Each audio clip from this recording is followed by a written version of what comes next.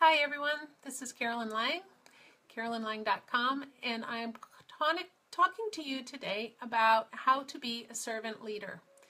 And I was at church this afternoon for our Maundy Thursday service, and in that we were hearing about Jesus washing the feet of the disciples. And it got me thinking about how the servant leadership really works and how that was used as a model for how to behave with everybody in your life, really. And what I mean by that is there are things that are involved in being a servant leader that I wanted to go over, a few of them. And first of all, though, I wanted to start with a couple of quotes that I had found about servant leadership. The first one was by Albert Schweitzer, and it says, "Everyone must work to live, but the purpose of life is to serve and to show compassion and the will to help others." And when you're reading through that or listening to that, you really see the idea of servant leadership in that. Everyone must work to live, but the purpose of life is to serve and to show compassion and the will to help others. So, hi Aaron, did not get my hair cut today, so it's a little bit in my eyes. But with servant leadership, though, that's what we're talking about today.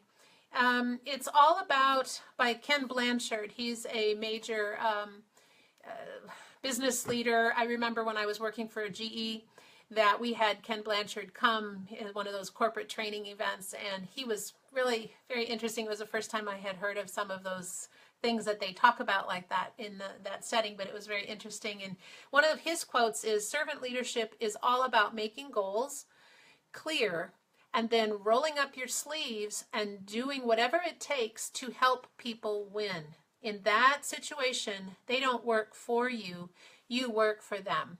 And so when you're talking about teamwork, and that's exactly what that is, it could apply to teamwork in athletics.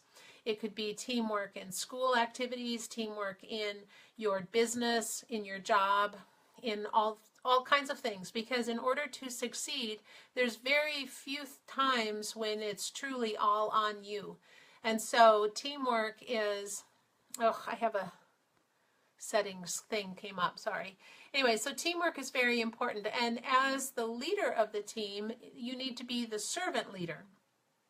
Another quote by John Maxwell, and this one I really like too, it's called, "People do not care how much you know." I mean, you can be brilliant, but people don't care how much you know until they know how much you care.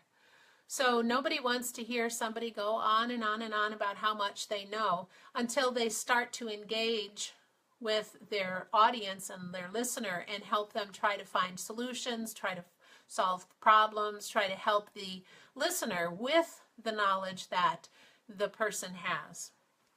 And finally, Martin Luther King Jr. said, "Life's most urgent question is, what are you doing for others?"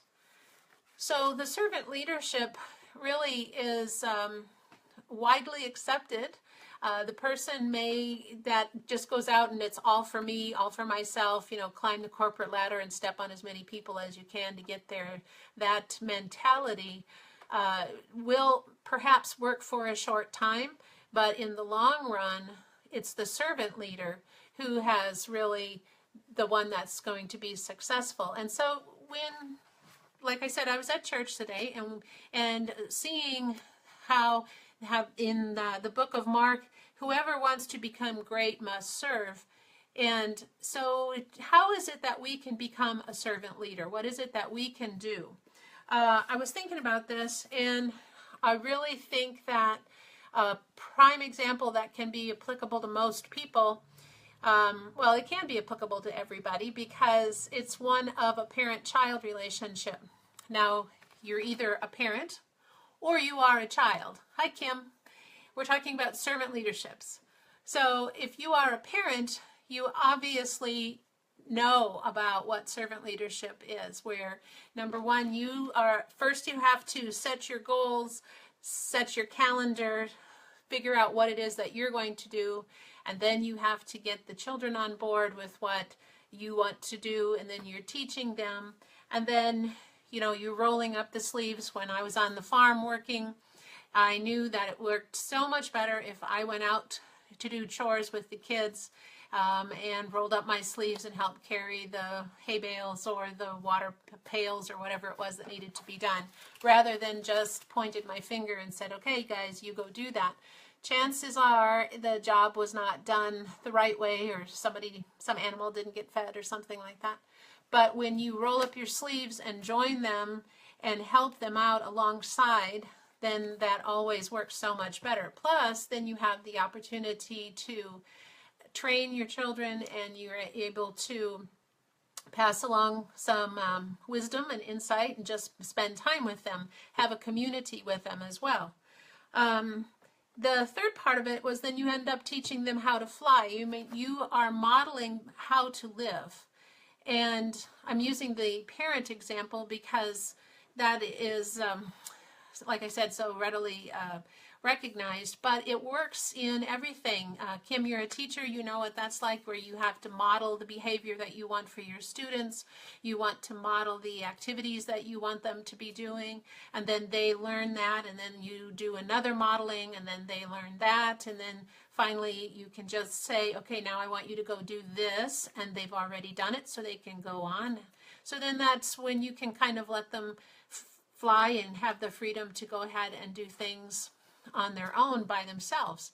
But we're all part of that, and so we need to think about, when we're talking about being a servant leader and having a leader, whether it be leader of a church group, leader of your business, leader of your classroom, leader of your family, getting in there and really modeling that behavior and not being afraid to do the work yourself.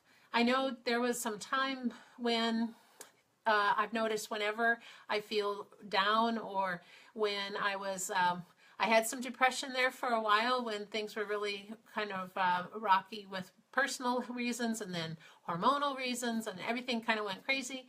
And I found that when I started looking to other people and what could I do to help them, that helped me to get out of that funk that I was in.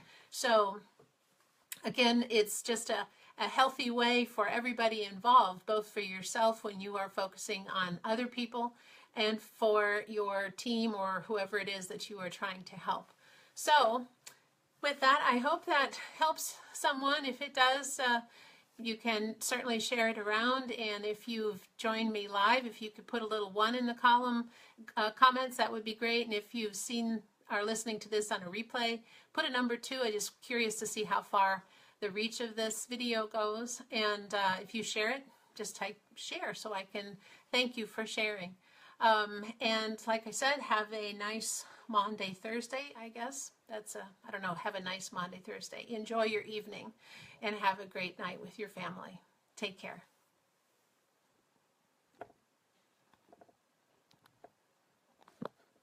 Okay, now it's not going to finish.